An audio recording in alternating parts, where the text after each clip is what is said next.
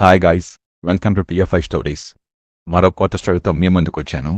అంతకంటే ముందు మీరు ఛానల్ కొత్తగా వచ్చినట్లయితే సబ్స్క్రైబ్ చేసుకోండి ప్లీజ్.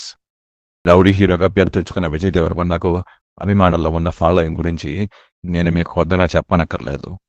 స్టార్ హీరోగా టైర్ 1 హీరోల సరసన ఉండాల్సిన విజయ్ దేవరకొండను దురదృష్టం వెంటాడుతుంది. లైగర్ సినిమా హిట్ అయ్యుంటే టాప్ స్టార్ హీరోగా మారిపోయిండేవాడు. కానీ దురదృష్టం వెక్కిరించింది. అర్జున్ రెడ్డితో రాత్రికి రాత్రే సూపర్ స్టార్ అయిన విజయ్ దేవరకొండ గీతా గోవిందం సినిమాతో అంతటి విజయాన్ని అందుకున్నాడు. ఆ తర్వాత వచ్చిన ఫ్యామిలీ స్టార్ మాత్రం అట్టర్ ఫ్లాప్ అయ్యింది. విజయ్ దేవరకొండ చేత సినిమాలు చేయించాలని నలుగురు దర్శకులు పట్టుబట్టి అతని చుట్టూ తిరిగారు. కానీ ముందు వెనక ఊగిసలాడి వాటిని తిరస్కరించాడు. చివరికి ఆ 4 సినిమాలు తెలుగు ఇండస్ట్రీలో బ్లాక్ బస్టర్ సినిమాలుగా నిలిచాయి. ఆ 4 చేస్తుంటే విజయ్ దేవరకొండ రేంజ్ ఇంకో రకంగా ఉండేది. పాన్ ఇండియా స్టార్గా మారుండేవాడు. ఇస్మార్ట్ శంకర్ సినిమాను చేయాలంటూ పూరి జగన్నాథ్ విజయ్ చుట్టూ తిరిగాడు. గీతా గోవిందం షూటింగ్ టైంలో కాకినాడలో జరుగుతున్నదా అక్కడికి కూడా వెళ్ళి కలిశాడు.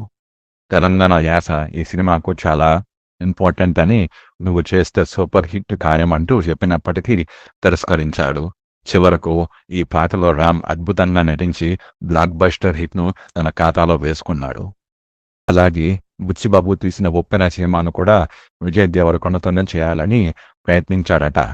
అయితే ఈ సినిమా విషయంలో కూడా రౌడీ హీరో అటు ఇటు ఊరిసలాడటంతో చివరి వరకు వైష్ణవ్ తేజ్ చేసి మంచి హిట్ను తన ఖాతాలో వేసుకున్నాడు. అర్జున్ రెడ్డి హిందీ రీమేక్ అయిన కబీర్ సింగ్ను కూడా సందీప్ రెడ్డి వంగ విజయ్తోనే చేయించాలనుకున్నాడట. ప్రయత్నించినప్పటికీ ఒకే తరహా పాత్ర అని చేయనన్నాడట. షాహిద్ కపూర్ ఈ సినిమాతో సూపర్ హిట్ను తన ఖాతాలో వేసుకున్నాడు. అజయ్ భూపతి RX-100 సినిమాకు విజయ్ అయితే బాగుంటాడని ఎంతో ప్రయత్నించాడట. కానీ అది కూడా వద్దన్నాడు. తిరిగి చూస్తే కార్తికేయ RX-100 నటించి తన ఖాతాలో ఒక సూపర్ హిట్ని వేసుకున్నాడు.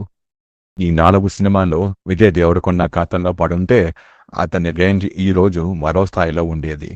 జూనియర్ ఎన్టీఆర్, అల్లు అర్జున్ సరసన నిలిచేవాడు. వారి సరసన నిలవడానికి ఎంత సమయం పడుతుందో చూడాలి. మరి దీని గురించి మీ అభిప్రాయాన్ని కామెంట్ రూపంలో తెలియజేయండి. Thank you.